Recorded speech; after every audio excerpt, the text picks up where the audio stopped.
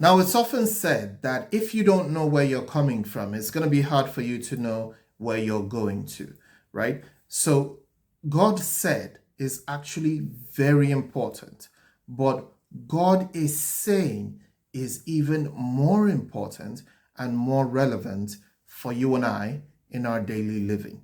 Now, why do I say so? Now, a lot of believers are stuck in God said, the past tense, right? And we often don't keep connected to heaven to hear what God is saying concerning various decisions at every particular point in time, right? Now, aside from the fact that God said is in the past tense and God is saying is in the present continuous, one of the major reasons why God is saying is more important is because change happens all the time. Change is one of the most constant things in life, if not the only constant thing in life. So it's important for us to keep connected to heaven and keep connected to what God is saying at every particular point in time, because it is very possible for there to be a change in what God said and what God is saying. So what we're going to be having a look at in today's video are examples of when God said, how the circumstances changed, and how God said changed to God is saying. Now, one very notable example is the story of Abraham and his son Isaac. Now, this story can be found in Genesis 22, where God commanded Abraham to sacrifice his son Isaac on Mount Moriah. Now, Abraham did not argue with God, neither did he question God. He immediately set out for Mount Moriah along with his servants and everything else that he needed. As soon as he got to Mount Moriah, he placed Isaac on the altar.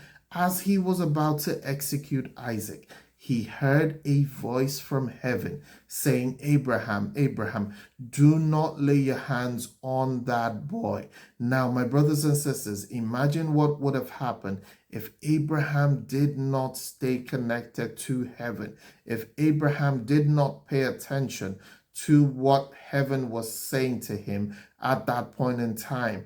Now, is it possible that even if after Abraham killed Isaac, heaven would have raised Isaac up? Yes, it is. But do we know if that is what God wanted?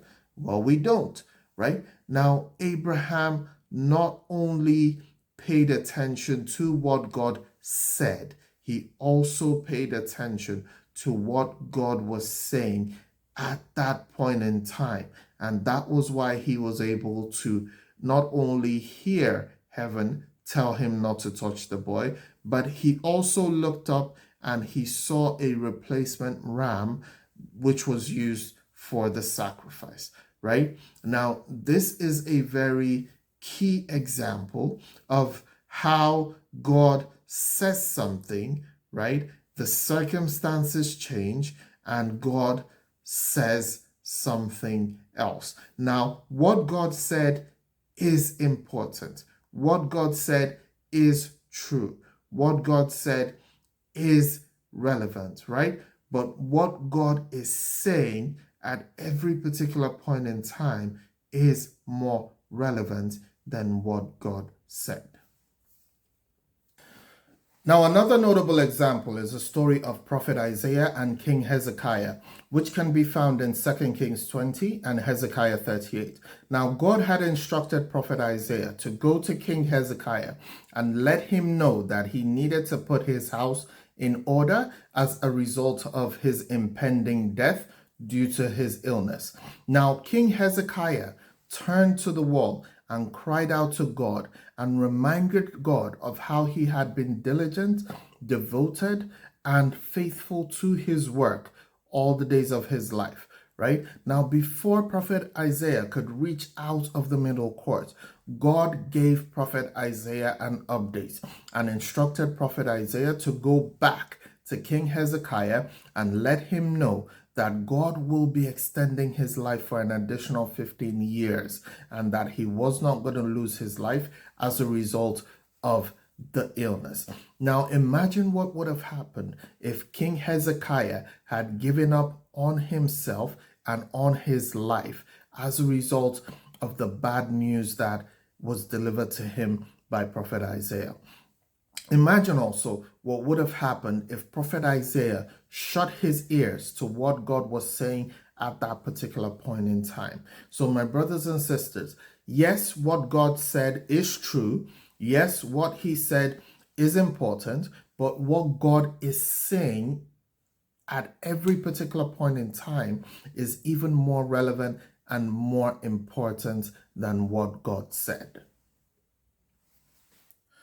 Now, the last but not the least example we're going to be having a look at is the story of Jonah and the city of Nineveh. Now, God had initially said that he was going to destroy the city of Nineveh because of the wicked ways of the inhabitants.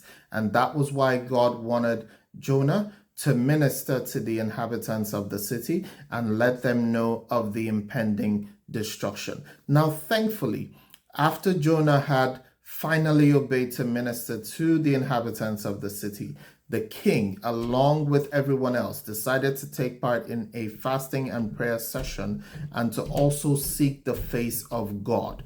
Right now, thankfully, because they did this and God had seen the genuine nature of their hearts of wanting to turn from their wicked ways, in Jonah 3:10, God said that he was no longer going to destroy the city because he could see that they had turned away from their wicked ways. So yes, what God said was true. What God said was important.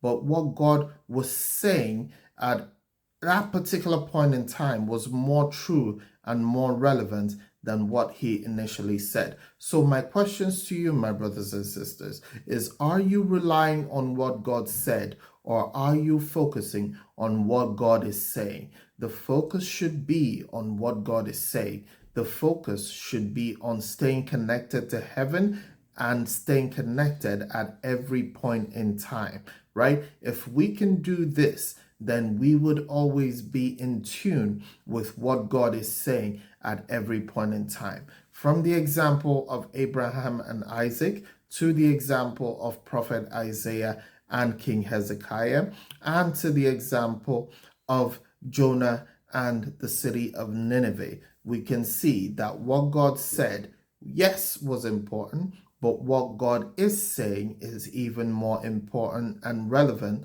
than what God said. Thank you, my brothers and sisters, for watching Generational Wealth TV, and I'm going to see you on the next one.